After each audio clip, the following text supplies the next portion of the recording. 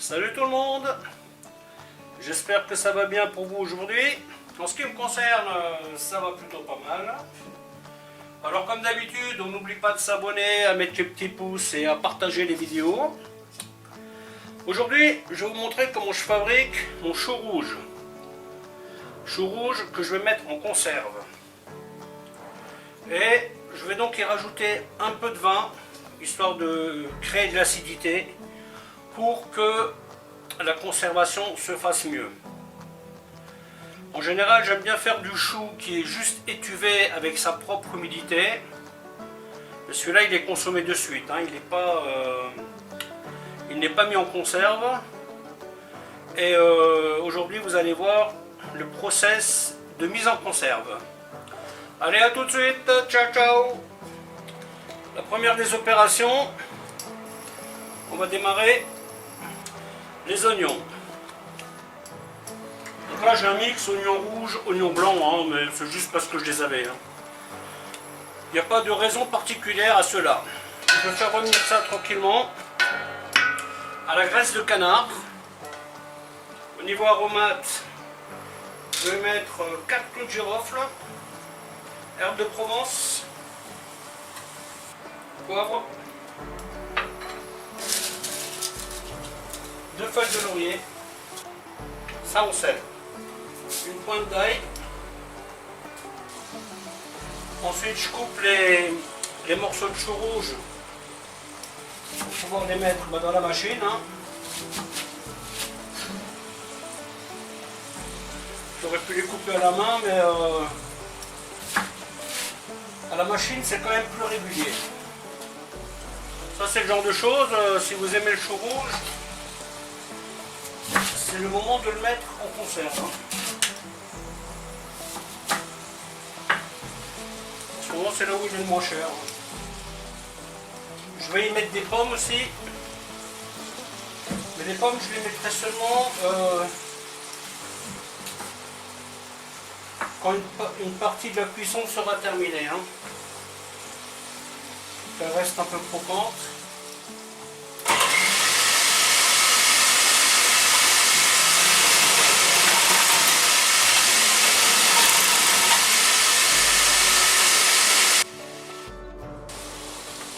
Comme toujours, attendez bien que l'oignon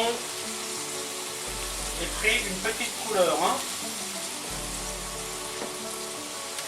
C'est pas tant pour la couleur, c'est pour le goût. Vous pouvez faire pareil à la main, sauf que ça prend beaucoup plus de temps. Hein.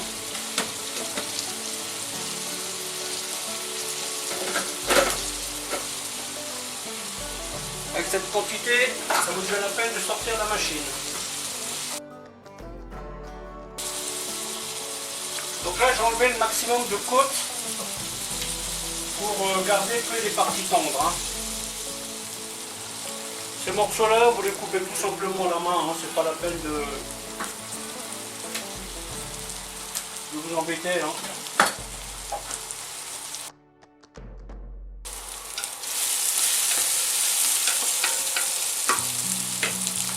Voilà, on va commencer à mettre le chou. Tranquillement, hop.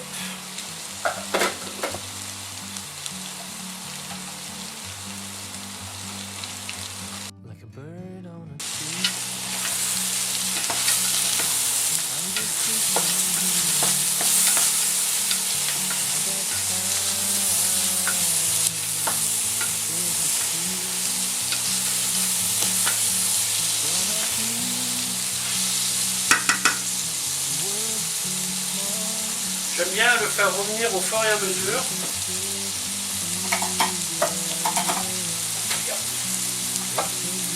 Voilà.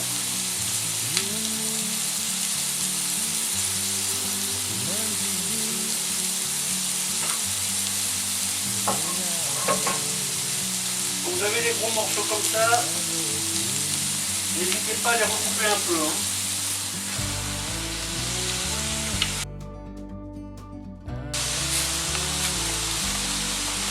Voilà, les aromates.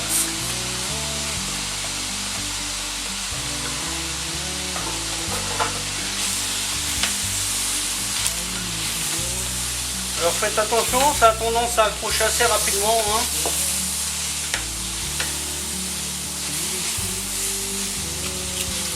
Donc là, avant de mettre le liquide, je vais prendre le temps de bien le faire tomber. Hein. À ce stade, j'enlève déjà une bonne partie de l'eau. Je rajoute le reste. Vous voyez maintenant, si on le consommait tout de suite, ou dans la journée, ou dans les prochains jours, je le ferai cuire tout simplement comme ça, mais avec un couvercle. Je cuirai avec sa propre vapeur, tranquillement, c'est ce qu'on appelle étuver. Moi je fais plutôt, ce que je fais là c'est plutôt braisé, je vais y rajouter du vin rouge. Donc je vais y mettre mon couvercle, et je vais attendre 5 petites minutes avant de retouiller là-dedans, pour être sûr que ça n'attache pas. Et là vous voyez, la quantité c'est à peu près la moitié de ma casserole. Une fois que le chou sera tombé, qu'il aura perdu une partie de sa masse, vous verrez il en restera beaucoup moins. Ok, à tout de suite. Vous voyez, là on touille. Ça commence à être bien lustré.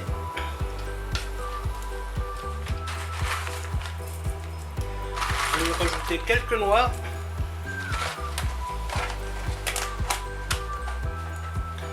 Un bouillon de volaille que j'émiette.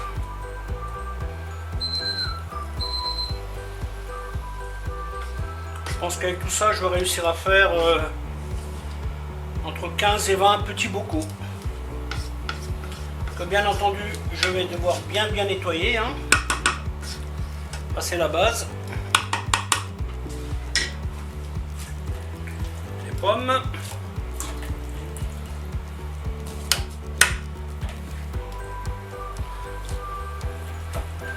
Je vais tremper dans le citron pour qu'elle ne s'oxyde pas. Le sel, je rectifierai à la fin. Vous voyez, parce que là je viens de mettre un bouillon de volaille qui lui est salé aussi. Donc je rectifierai ça à la fin. Maintenant j'y mets une petite bouteille de vin rouge.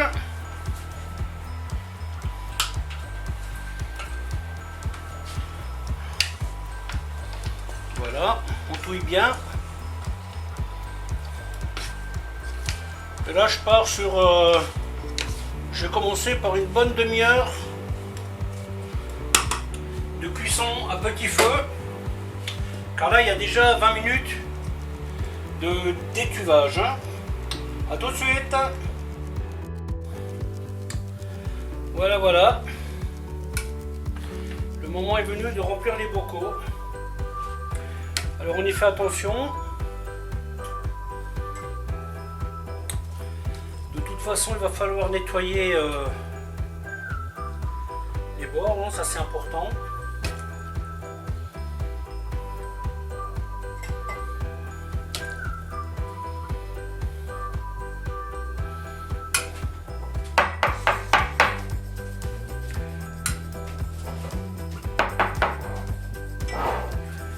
Je tasserai un peu plus tard.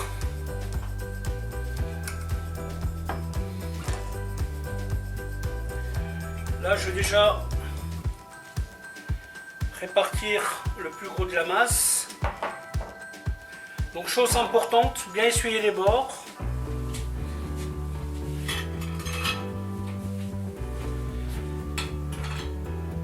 Bien vérifier le bord des couvercles.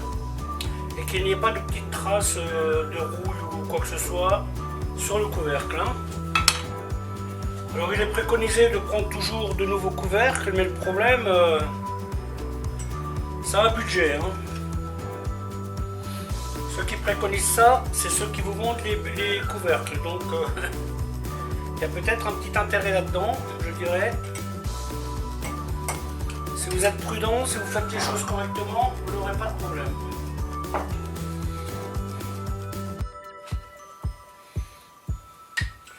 On fait attention de bien tasser avant de remettre par-dessus.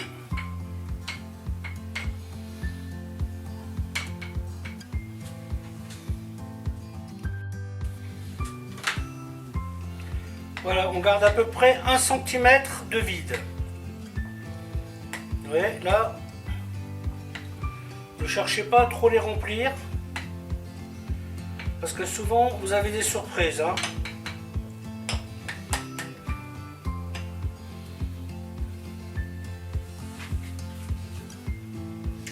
Voilà, voilà. Maintenant, je vais nettoyer les bocaux, les fermer et les pasteuriser. A tout de suite pour les...